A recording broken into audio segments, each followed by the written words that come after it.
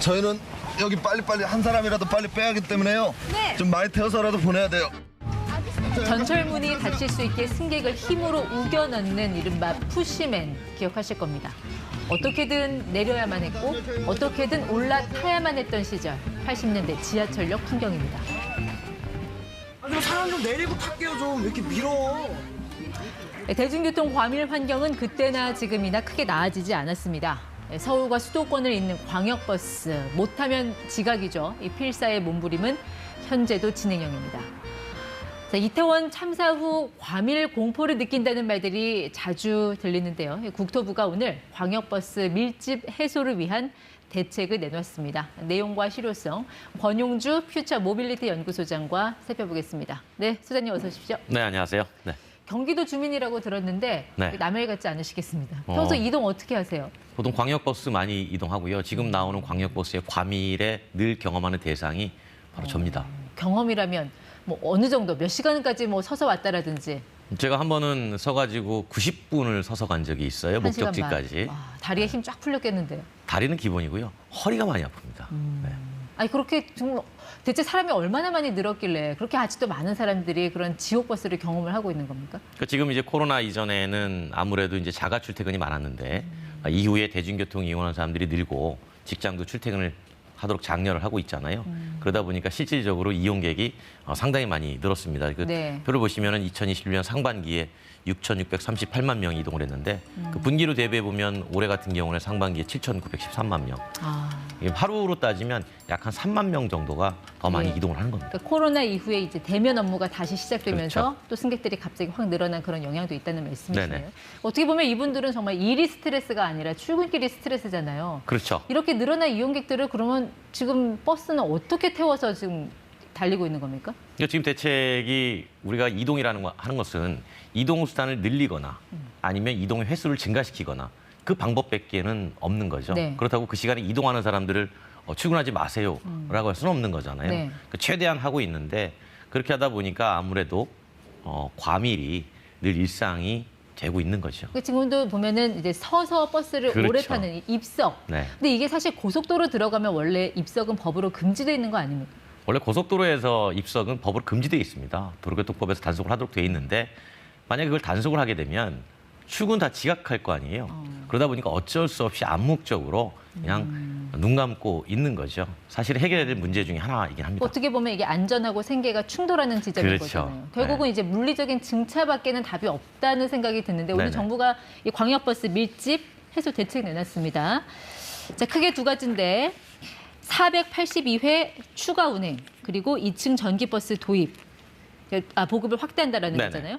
자, 하나씩 따져볼게요. 482회 추가 운행한다라는 게 이 버스 대수를 늘리겠다는 겁니까? 아니면 있는 버스로 운행 횟수를 늘린다는 건가요? 있는 버스로 운행 횟수를 늘리는 거는 사실은 상당히 어렵죠. 왜냐하면 그런 피로의 강도가 운전하시는 분들이 엄청나게 늘어나겠죠. 그래서 운행 대수도 같이 늘려간다는 보관입니다. 그러니까 증차와 증편을 동시에 같이 하는 거죠. 근데 그렇게 해도 사실 운전하는 사람들이 없으면 이게 아무 소용이 없는 거잖아요. 버스 기사들은 그만큼 확보를 할 수 있을까요? 그게 이제 가장 큰 문제인데요. 기본적으로 버스를 운전하시는 분들이 그렇게 많지가 않습니다. 그러다 보니까 새롭게 영입을 하게 되면 그분들은 다른 쪽에서 또 이직을 하시기 때문에 다른 쪽에 또 기사가 부족해지고 예. 그래서 이제 저도 확인을 해보면 아무래도 기사의 공급 문제에 대해서 상당히 많은 추가적인 고민이 좀 필요하다라고 이제 정부 당국자도 설명을 해주고 있습니다. 이게 민간 사업자하고 또 이게 정부가 하는 그런 준공영제 버스하고 그렇죠. 또 기사들은 다들 이게 또 준공영제로만 준공영제로 가고 예. 왜냐하면 동일한 시간에 동일한 거리 동일한 시간을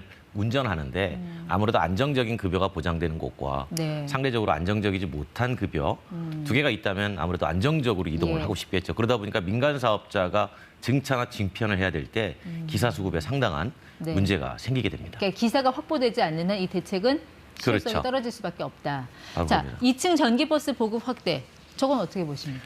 2층 전기버스는 쉽게 말하면 입석을 하지 않도록 하기 위해서 한 번 운행할 때 원래는 45개의 자리가 있는 버스가 예. 운행이 되는데 그걸 70개로 늘린 버스를 더 많이 투입하겠다라는 네. 얘기입니다. 그런데 전기로 가니까 가격이 한 8억 원 정도 해요. 한 대당. 그렇죠. 그걸 사업자가 구매할 수 없겠죠. 예. 그래서 국토부와 환경부와 자치단체가 보조금을 주어서 늘리도록 돼 있는데 이게 단순히 국토부가 혼자서 늘리겠다라고 해서 해결될 수 있는 문제는 아니고요. 네. 결국은 보조금의 키를 쥐고 있는 환경부와 자치단체가 다 같이 예산을 확보해야만 예. 가능한 일입니다. 예산을 확보한다고 해도 6억인데 나머지 2억은 사업자가 부담을 해야 되는 그렇죠. 거고. 그거는 가능할까요, 그러면? 사업자 입장에서는 이용자가 많다라는 전제가 있으면 충분히 부담을 할 텐데 그 이용자가 많지 않다라고 하면 수익성에 문제가 생겨서 네. 구매 자체가 쉽지 않을 수도 있습니다. 근데 사실 증편을 한다고 하더라도 이게 출발지에서 멀리 있는 사람들은 그 앞에서 다 그냥 정거장에서 모든 사람들이 앉아서 오면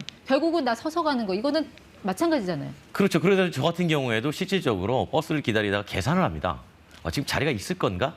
없을 건가? 근데 앞에서 기다리고 있는 사람들이 안 타면 자리가 없는 거예요.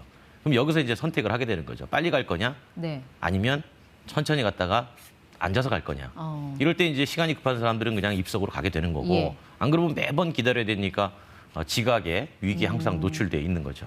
그래서 정부가 오늘 그 좌석 예약제 그리고 그렇죠. 중간 배차 이런 대책도 내놨는데 이거는 뭐 구체적으로 어떻게 하겠다는 건가요? 그러니까 앞으로 내가 탈 버스의 좌석을 미리 예약하는 겁니다. 앱으로? 마치 KTX처럼 좌석을 지정해 놓으면 그 시간에 앞에서 손님을 태우지 않고 네. 그 좌석은 비워서 오는 거죠.